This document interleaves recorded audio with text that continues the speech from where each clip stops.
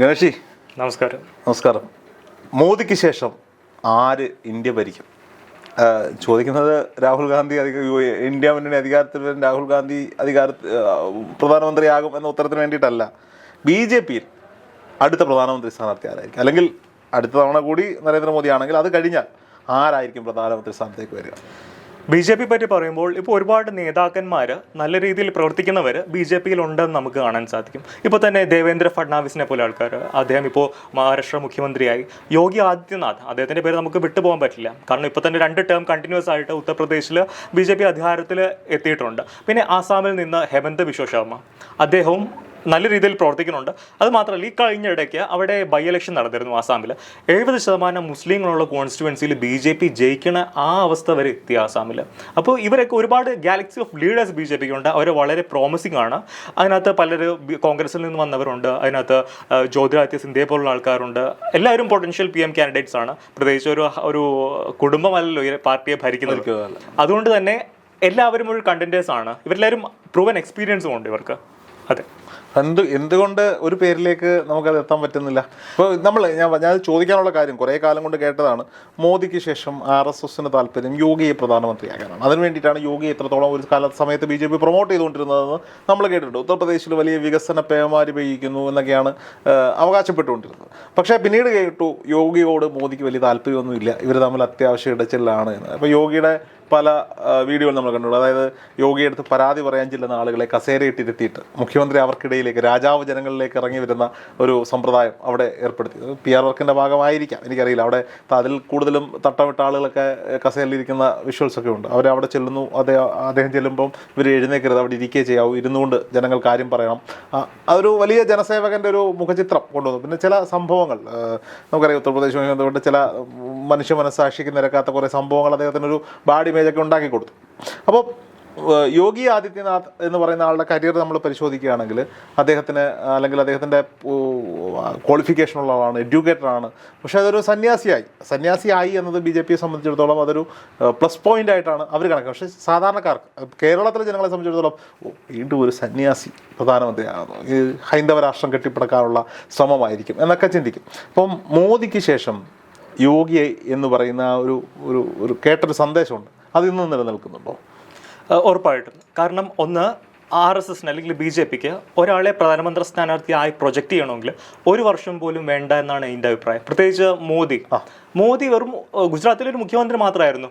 1 വർഷത്തിന്റെ ഇടയ്ക്കാണ് അദ്ദേഹം നാഷണൽ ലെവലിൽ പോലും അപ്പോൾ ഇല്ല. ഗുജറാത്തിലെ മുഖ്യമന്ത്രി ആയിരുന്നു എന്ന് മാത്രമല്ല, അദ്ദേഹത്തിന്റെ പശ്ചാത്തലത്തിൽ അദ്ദേഹത്തിനെ കുറിച്ച് കേട്ട കഥകൾ, ഗുജറാത്ത് കലാപം ഉണ്ടാക്കി കൊടുത്ത ബാഡ് ഇമേജ്, അമേരിക്ക വിസ പോലും നിഷേധിക്കുന്ന ഒരു അവസ്ഥയിൽ നിൽക്കുന്ന ഒരു മനുഷ്യനെയാണ് കൊണ്ടുവന്ന് BJP പ്രധാനമന്ത്രി സ്ഥാനാർത്ഥിയാക്കുന്നത്. ആ സമയത്ത് BJP-യുടെ ഏറ്റവും നാഷണൽ ലെവൽ ലീഡേഴ്സ് നിതിൻ ഗഡ്കരിയും രാജ്നാഥ് സിംഗ് ഒക്കെ ആയിരുന്നു. അപ്പോൾ ഒരിടത്തൊന്നും ഇല്ലാതെയാണ് മോദിയെ കൊണ്ടുവന്ന് നാഷണൽ ലെവലിലേക്ക് കൊണ്ടുവരും പ്രധാനമന്ത്രി സ്ഥാനാർത്ഥിയാക്കിയത്.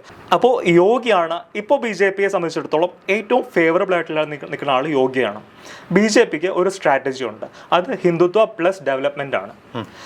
ഗുജറാത്തിലും മോദി ഒരു ഹിന്ദുത്വ ഫേസ് ആണ്. പ്ലസ് അവിടെ നടത്തിയ വികസന പ്രവർത്തനങ്ങൾ, വലിയ കെട്ടിടങ്ങളും വലിയ റോഡുകളും വലിയ ഇൻവെസ്റ്റ്മെന്റ്, വൈബ്രന്റ് ഗുജറാത്ത് പോലുള്ള ഗുജറാത്ത് സമ്മിറ്റ്. അപ്പോഴും അവിടെ താഴേക്കിടെ കിടക്കുന്ന ആളുകളുടെ ജീവിതം വളരെ ദുരിതപൂർണ്ണമായിരുന്നു.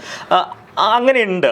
ഒരു വലിയൊരു ശതമാനം അവിടെ താഴ്ത്തട്ടിൽ BPL കിടക്കണവർ, അല്ലെങ്കിൽ ബേസിക് ഫെസിലിറ്റീസ് ഇല്ലാത്ത ഒരുപാട് ആൾക്കാരുണ്ട്. അത് ഉത്തർപ്രദേശിലും ഉണ്ട്, അത് ഗുജറാത്തിലും ഉണ്ട്, ഉത്തരേന്ത്യയിൽ വലിയ ശതമാനം ഉണ്ട്, കേരളത്തിലില്ല ദരിദ്രം അനുഭവിക്കുന്നവർ. അപ്പോൾ പക്ഷേ ഇത് അദ്ദേഹത്തിനെ സംബന്ധിച്ചിടത്തോളം അദ്ദേഹം ചെയ്ത ഒരുപാട് പോസിറ്റീവായിട്ടുള്ള കാര്യങ്ങൾ മോദിക്കുണ്ടായിരുന്നു. അത് അദ്ദേഹത്തിന്റെ പ്രധാനമന്ത്രി ഗുജറാത്ത് മോഡൽ കേരളത്തിൽ ചർച്ച ചെയ്യപ്പെട്ടതാണ്. അതെ, പ്രത്യേകിച്ച് ആ സമയത്താണ് ഷിബു ബേബി ജോണൊക്കെ അവിടെ പോയി അത് വലിയ വിവാദം ഉണ്ടായത്. അപ്പോൾ ഉത്തർപ്രദേശിനെ സംബന്ധിച്ചിടത്തോളം വലിയ രീതിയിൽ ഇപ്പോൾ ഇൻവെസ്റ്റ്മെന്റ് പറഞ്ഞുണ്ട്. അവിടെ ഇപ്പോൾ തന്നെ ഈ ജയവർ എന്ന് പറഞ്ഞ വലിയൊരു ഇന്റർനാഷണൽ എയർപോർട്ട് പറഞ്ഞുണ്ട്. അവിടെ എക്സ്പ്രസ് വേസ്, ഒരുപാട് ബേസിക് ഇൻഫ്രാസ്ട്രക്ചർ അവിടെ ഡെവലപ്മെന്റ് ആവുന്നുണ്ട്. അപ്പോൾ അതുകൊണ്ട് തന്നെ BJP-ക്ക് ഏറ്റവും പ്രൊജക്റ്റ് ചെയ്യാൻ പറ്റിയ ഒരാൾ യോഗിയാണ്. പിന്നെ യോഗിയുടെ ഈ മഹാരാഷ്ട്രയിൽ ഇലക്ഷന് ഏറ്റവും കൂടുതൽ എക്കോ ചെയ്ത ഒരു സ്ലോഗാനായിരുന്നു ബാട്ടേങ്കെ തോ കാട്ടേങ്കെ. അത് പറഞ്ഞു തുടങ്ങിയത് യോഗിയാണ്. പിന്നെ ഇപ്പോൾ BJP-യുടെ വേറൊരു സ്ട്രാറ്റജി, ഇപ്പോൾ സംഭാൽ, അവിടെ ക്ഷേത്രം, ഒരു പള്ളിയാണ് അവിടെയുള്ള. അപ്പോൾ അതിന് മുമ്പ് അവിടെ ക്ഷേത്രം ഉണ്ടായിരുന്നു എന്നുള്ള രീതിയിൽ അവിടെ പ്രശ്നങ്ങൾ നടക്കുന്നുണ്ട്. ഗ്യാൻവ്യാപി, വാരണാസിയിൽ ആ പ്രശ്നമുണ്ട്. പിന്നെ മധുരയിൽ ശ്രീകൃഷ്ണ ക്ഷേത്രം, ഷാഹിദ് ഖാൻ എന്ന് പറയുന്ന മുസ്ലിം പള്ളി അവിടെയുണ്ട്. അപ്പോൾ അതും BJP ഫോക്കസ് ചെയ്യുന്നുണ്ട് ഇപ്പോൾ. കാരണം അങ്ങനെയൊക്കെ ഒരു ഫോക്കസ് ചെയ്യുക എന്ന് പറയുന്നത് നമ്മളെ സംബന്ധിച്ചിടത്തോളം, മതേതര ഇന്ത്യയെ സംബന്ധിച്ചിടത്തോളം നെഗറ്റീവ് അല്ലേ? ആത്യന്തികമായി ഇതെല്ലാം രാഷ്ട്രീയമാണ്. 2024 ലോക്സഭാ ഇലക്ഷനിൽ BJPക്ക് വലിയ തിരിച്ചടിയാണ് ഉത്തർപ്രദേശിൽ നേരിട്ടത്. മോദിക്ക് തന്നെ എനിക്ക് തോന്നുന്നു 1.5 ലക്ഷം ഭൂരിപക്ഷം മറ്റുള്ളായിരുന്നു, വലിയ രീതിയിൽ കുറഞ്ഞു. അപ്പോൾ ഇനി വരാൻ പോകുന്നത് 2027 അവിടെ സ്റ്റേറ്റ് ഇലക്ഷനാണ്. അപ്പോൾ നാച്ചുറലി BJPക്ക് അവിടെ ജയിച്ചേ പറ്റുള്ളൂ യോഗിക്ക്. കാരണം യോഗി അവിടെ തോറ്റുപോയി കഴിഞ്ഞാൽ പ്രധാനമന്ത്രി സ്ഥാനമൊക്കെ സ്വപ്നം പോലും കാണാൻ പറ്റില്ല. അപ്പോൾ ഒരുപാട് ഇമ്പോർട്ടൻ്റ് ആണ് യോഗിയെ സംബന്ധിച്ചിടത്തോളം ഉത്തർപ്രദേശ് ജയിക്കുക എന്നുള്ളത്. BJP സംബന്ധിച്ചിടത്തോളം തന്നെയാണ്. കാരണം ഉത്തർപ്രദേശ് ഏറ്റവും കൂടുതൽ MLA-മാരെ ഒരു സംസ്ഥാനം പ്രൊഡ്യൂസ് ചെയ്യുന്നുണ്ടെങ്കിൽ ഉത്തർപ്രദേശാണ്. ഏറ്റവും കൂടുതൽ MLA-മാരുണ്ടെങ്കിലേ രാജ്യസഭയിൽ കൂടുതൽ MP-മാരും ഉണ്ടാക്കാൻ പറ്റുള്ളൂ. പ്രത്യേകിച്ച് 1 നേഷൻ 1 ഇലക്ഷൻ പോലുള്ള സംഭവങ്ങൾ വരുമ്പോൾ 2/3 മജോറിറ്റി വേണം രാജ്യസഭയിൽ. എന്ന് വെച്ചാൽ 240-ൽ 160 MP-മാർ രാജ്യസഭയിൽ വേണം. അപ്പോൾ അങ്ങത്രയും വേണമെങ്കിൽ ഒരുപാട് MLA-മാരെയും BJP സൃഷ്ടിക്കണം. അപ്പോൾ അതുകൊണ്ട് തന്നെ യോഗിക്ക് ഒരു ഫ്രീ ഹാൻഡ് ഉണ്ട്. ഇപ്പോൾ കഴിഞ്ഞ അസംബ്ലി ഇലക്ഷന് ഉത്തർപ്രദേശിലും BJPക്ക് സീറ്റ് കുറഞ്ഞിരുന്നു. അതിനുള്ള ഒരു റീസൺ പറയണത് യോഗി പ്രപ്പോസ് ചെയ്ത പല കാൻഡിഡേറ്റ്സിനെയും നാഷണൽ ലീഡർഷിപ്പ് വെട്ടി അവർക്ക് ഇഷ്ടമുള്ളവരെ വെച്ചു. ലോക്സഭ ഇലക്ഷനും അത് തന്നെയാണ് പറയാനുള്ളത്. അപ്പോൾ ഇടയ്ക്ക് ഞാൻ മനസ്സിലാക്കുന്നത് യോഗി മോദി തമ്മിൽ എന്തെങ്കിലും ഒരു അണ്ടർസ്റ്റാൻഡിങ് പ്രശ്നം ഉണ്ടായിരുന്നു. പക്ഷേ അവർക്കിപ്പോൾ മനസ്സിലായി യോഗി ഇമ്പോർട്ടൻ്റ് ആണ് എന്ന് അവർക്ക് മനസ്സിലായിട്ടുണ്ട്. അതുകൊണ്ടാണ് ഇപ്പോൾ പല സംസ്ഥാനങ്ങളിലും അദ്ദേഹം ഫേസ് ആയിട്ട് തന്നെ നിന്ന് മത്സരിക്കുന്നത്. ഈ ഹിന്ദുത്വ പ്ലസ് ഡെവലപ്മെന്റ് എന്ന് പറയുമ്പോൾ എന്താണ് ഹിന്ദുത്വ? ഇവിടുത്തെ ന്യൂനപക്ഷങ്ങളില്ലാത്തൊരു രാജ്യമാണോ ഒരു സ്വപ്നം കാണുന്നത്? BJP അങ്ങനെ എക്സ്പ്ലിസിറ്റ്ലി അങ്ങനെ പറഞ്ഞിട്ടുണ്ട് എന്ന് എനിക്ക് തോന്നുന്നില്ല. ഞാൻ ഇതേ ചോദ്യം കുമ്മനം രാജശേഖരനോട് ചോദിച്ചത്. അദ്ദേഹത്തിനോട് ഇത് എന്താണ് ഈ ഹിന്ദു രാഷ്ട്രം ആക്കാനുള്ളത്? അത് അദ്ദേഹം സിമ്പിളായി പറഞ്ഞു, ആക്കുന്നത് എന്തിനാ? ആണല്ലോ, ഇന്ത്യ ഹിന്ദു രാഷ്ട്രമാണ്. അത് അദ്ദേഹം ചോദിച്ചതാണ്, BJP ഭരിക്കുമ്പോൾ ഉള്ളതിൻ്റെ അത്രയും മതസൗഹാർദ്ദം വേറെ ഏതെങ്കിലും ഭരിക്കുമ്പോൾ ഉണ്ടോ? അപ്പം ഞാൻ ചോദിച്ചു, അപ്പോൾ BJP ആണോ ഈ പ്രശ്നങ്ങൾ ഉണ്ടാക്കിക്കൊണ്ട്? അല്ല, ന്യൂനപക്ഷങ്ങളെ അത്രത്തോളം സംരക്ഷിക്കാനും അവർക്ക് വേണ്ട അവകാശങ്ങൾ നേടിയെടുത്തു കൊടുക്കാനും കഴിയുന്നത് BJPക്ക് മാത്രമാണ്. കാരണം അവരുടെ സംരക്ഷണം ഞങ്ങളുടെ ഉത്തരവാദിത്തമാണ്. കാരണം എന്നാൽ മാത്രമേ ഞങ്ങൾ പറയുന്ന ആശയങ്ങൾ ആളുകളിലേക്ക് എത്തുള്ളൂ എന്നാണ് അദ്ദേഹം പറഞ്ഞത്. പ്രത്യേകിച്ച് BJPയുടെ ഹിന്ദു എന്ന് പറഞ്ഞൊരു ഐഡന്റിറ്റി വളരെ ഫ്ലൂയിഡാണ്. പ്രത്യേകിച്ച് ഈ RSSന്റെ സർസംഘ് ചാലക് ഹിന്ദുവിനെ ഡിഫെൻഡ് ചെയ്യണത് ഈ ഭൂമിയിൽ ഈ നമ്മുടെ ഭാരത ഭൂമിയിൽ ജീവിക്കുന്ന എല്ലാവരെയും ഹിന്ദു എന്നുള്ള രീതിയിൽ വലിയൊരു പെർസ്പെക്റ്റീവിലാണ് ഇവരതിനെ കാണുന്നത്. എന്നിട്ട് അതിനെയാണ് ഹിന്ദു രാഷ്ട്രം എന്ന് പറയുന്നത്. കാരണം എക്സ്പ്ലിസിറ്റ്ലി BJPക്ക് ഒരിക്കലും ഒരു പ്രോപ്പർ ഹിന്ദു നേഷൻ എന്ന് പറയാൻ പറ്റില്ല. കാരണം നോർത്ത് ഈസ്റ്റിലെ ക്രിസ്ത്യൻസ് ആണ് കൂടുതൽ, അവിടെയും BJPയുടെ ഇന്ത്യയിൽ താമസിക്കുന്ന എല്ലാവരും ഹിന്ദുക്കൾ. അപ്പോൾ കുഴപ്പമില്ലല്ലോ, അവരുടെ വിശ്വാസങ്ങൾ എന്തോ ആയിക്കോട്ടെ, എല്ലാവരും ഹിന്ദുക്കളാണ്. അപ്പോൾ പണ്ട് ഈ വിദേശത്ത് നിന്ന് വന്നവർ ഈ യവനന്മാരും ഹൂനന്മാരും ഒക്കെ അങ്ങനെയാണ് ഇന്ത്യയെ കണ്ടത്. അതുകൊണ്ടാണല്ലോ ഹിന്ദുസ്ഥാൻ എന്നുള്ള പേര് തന്നെ വന്നത്. അപ്പോൾ അങ്ങനെ വളരെ ഫ്ലൂയിഡ് ആയിട്ടുള്ള ഒരു ഐഡന്റിറ്റിയാണ് ഹിന്ദു എന്നുള്ളത് BJP ഉദ്ദേശിക്കുന്നത്. അപ്പോൾ എന്തായാലും മോദിക്ക് ശേഷം യോഗി വരാനുള്ള സാധ്യതകൾ വളരെ കൂടുതലാണ്. പക്ഷെ അതിന് തന്നെ ഒരു തീരുമാനമാവുന്നത് അടുത്ത ഉത്തർപ്രദേശ് തെരഞ്ഞെടുപ്പ്. ഉറപ്പായിട്ടും ഉത്തർപ്രദേശിൽ ജയിക്കണം. അത് മാത്രമല്ല, ഒരുപാട് കണ്ടന്റേഴ്സ് ഉണ്ട്. ഇപ്പോൾ ശിവരാജ് സിംഗ് ചൗഹാൻ 3 തവണ മധ്യപ്രദേശിലെ മുഖ്യമന്ത്രി ആയ ആളാണ് അദ്ദേഹം. അപ്പോൾ അദ്ദേഹത്തിന് ഇപ്പോൾ സെൻട്രൽ മിനിസ്ട്രിയിൽ എടുത്തിട്ടുണ്ട്.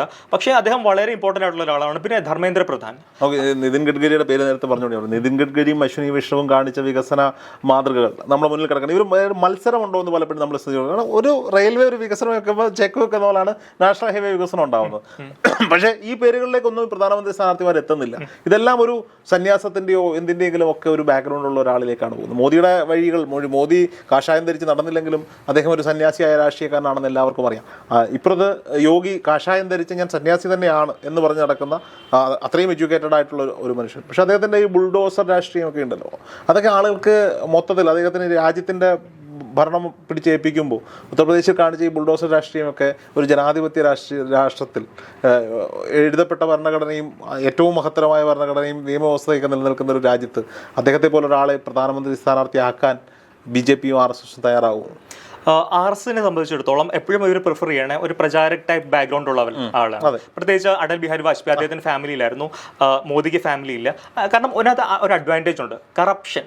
ഈ 10-11 വർഷമായി മോദി ഭരിക്കുന്നു, ഇതുവരെ അദ്ദേഹത്തിന് നേരെ ഒരു കറപ്ഷൻ അലിഗേഷൻ ഇല്ല. അപ്പോൾ നാച്ചുറലി ഒരു ഫാമിലി ഇല്ലാത്തത് ഇവർക്കൊരു അഡ്വാൻറ്റേജ് ആണ്. ഫാമിലി ഇല്ലെങ്കിൽ ഇവർ പ്രദാനം ചെയ്യുന്ന രാഷ്ട്രീയ പാർട്ടിയുടെ അസറ്റ് വർദ്ധിക്കുന്നുണ്ട്.